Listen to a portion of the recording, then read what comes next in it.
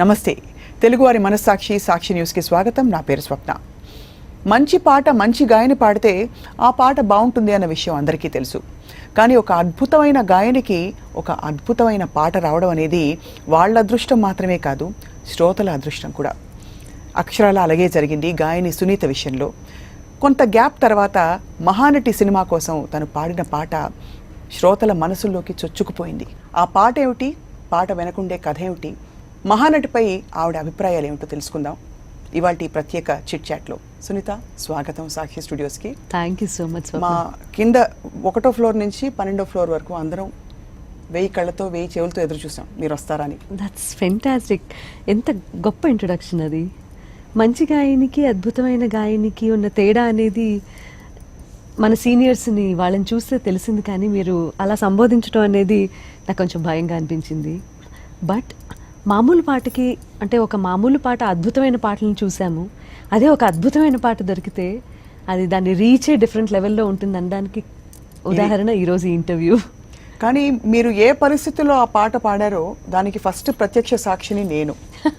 అంటే ఒక విదేశీ పర్యటన ముగించుకుని దేశంలో అడుగుపెట్టి జెట్ లాగ్ లో ఉండగా అదే రోజు షూటింగ్ అయ్యి ఇంకో షూటింగ్ కి సిద్ధం అవుతూ అన్ని వేరే ప్రోగ్రాంలు, ఆ వేరు ప్రోగ్రాంల మధ్య మీరు లంచ్ బ్రేక్ లో వెళ్ళి పాడిన పాట అది. వెళ్ళి పాడొచ్చాను నేను. అదే చెప్పాను మీతో ఫోన్లో కూడా, అదే మాట అనడం జరిగింది. అదే స్కూల్కి వెళ్ళి ఇంటికి వచ్చిన తర్వాత పిల్లలు ఎంత ఎక్సైటెడ్గా ఇవాళ స్కూల్లో ఏం జరిగింది అనే విశేషాలు చెప్పేస్తారో, అలా స్వప్నని కలిసిన వెంటనే నేను చేసిన పని ఏంటంటే, స్వప్న కూర్చోండి, మీకు ఒక అద్భుతమైన సాహిత్యం వినిపిస్తాను అని చెప్పి ఆవిడని కూర్చోపెట్టి ఆ సాహిత్యం అసలు అది చదువుతున్నంతసేపు, అంటే అందులోకి వెళ్తున్నప్పుడు ఆ డెప్త్ అనేది తెలుసుకుంటున్నప్పుడు జీవిత సత్యం ఏంటనేది బోధపడుతుంది always. I shared with you. I'm so happy about it. సాహిత్యం అందించిన సిరివెన్నెల సీతారామ శాస్త్రి గారికి జోహార్లు, నమస్కారాలు.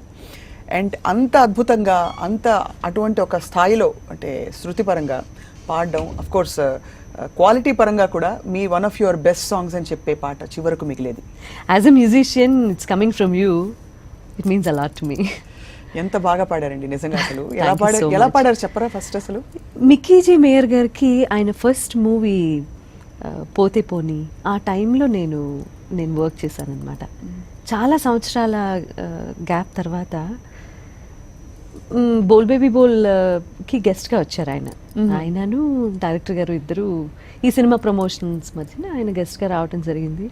ఏమో ఇప్పుడు ప్రతి మెతుకు మీద అక్షరాలు రాసి ఉంటాయి, ప్రతి పాట మీద కూడా గాయని పేరు అలా రాసి ఉంటుంది అనడానికి నిజంగా ఉదాహరణ ఇది. అంటే ఈ పాట ఉండాలని నిర్ణయించడం, ఈ పాట సునీత పాడాలని మీకు రావడం చెప్తున్నాను కదా. ఇప్పుడు ఆడియో రిలీజ్ ఇంకొక 1 వీక్లో అన్నప్పుడు గులాబీ పాడాను, ఇంకొక వారం రోజుల్లో ఆడియో రిలీజ్ ఉంది అనగా ఈ పాట పాడడం అనేది యాదృచ్ఛికం ఏమో నా కెరీర్లో. అంటే నేను if I go back and connect dots కదా, ఇది కూడా ఏమో అంత మంచి పేరు తెచ్చి పెడుతుందేమో అని. యాదృచ్ఛికం కాదు, యాక్చువల్లీ దైవికం. ఇప్పుడైతే రైట్ వర్డ్, దైవికం ఇదైతే. బికాజ్ మీరు పాడాలని రాసి పెట్టింది, కానీ గుండెల్ని పిండేసిందండి సాహిత్యపరంగా. ఆయన బాణి కట్టిన తీరు, మీరు పాడిన విధానం, 3 కూడా ఏ రకమైన ఇన్ఫ్లుయెన్స్ లేకుండా చేసినటువంటి సంగీతం ఈ పాటకి అని అనిపిస్తుంది. ఇప్పుడు సాహిత్యం చాలా బరువుగా ఉన్నటువంటి సాహిత్యం, అండ్ వెరీ ఇంపార్టెంట్ సిచ్యువేషన్లో వచ్చేటటువంటి పాట అది. అన్నీ కోల్పోయిన తర్వాత ఈ రోజు వరకు మనం డిఫరెంట్ ప్లాట్ఫామ్స్లో సావిత్రి గారి జీవితం గురించి చదవటం జరిగింది, అలా డాక్యుమెంటరీగా చూడటం జరిగింది. చాలామంది కొన్ని కోణాలు ఆవిష్కరించడానికి ప్రయత్నం చేశారు, మనం కూడా చూసాం అది. ఆ రకంగా couple of very important incidents Savitri గారి జీవితానికి సంబంధించి మనందరికీ కొంచెం అవగాహన ఉంది. బట్ సూపర్ ఎక్సైట్మెంట్ ఏంటంటే ఎలా ప్రజెంట్ చేయబోతున్నారు అంటే, చిన్నప్పటి నుంచి మనం మొన్న ఆడియో రిలీజ్ ఫంక్షన్ రోజు కూడా చిన్న సావిత్రిని కూడా చూసాం స్టేజ్ మీద.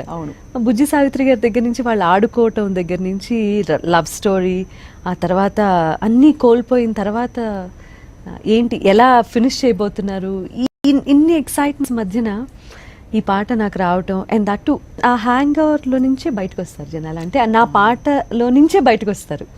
సినిమా అక్కడ ఆగిపోతుంది, అలా వస్తారు బయటికి అనేది చాలా ఇంపాక్ట్ అవుతుంది, చేస్తుంది కూడా పాట.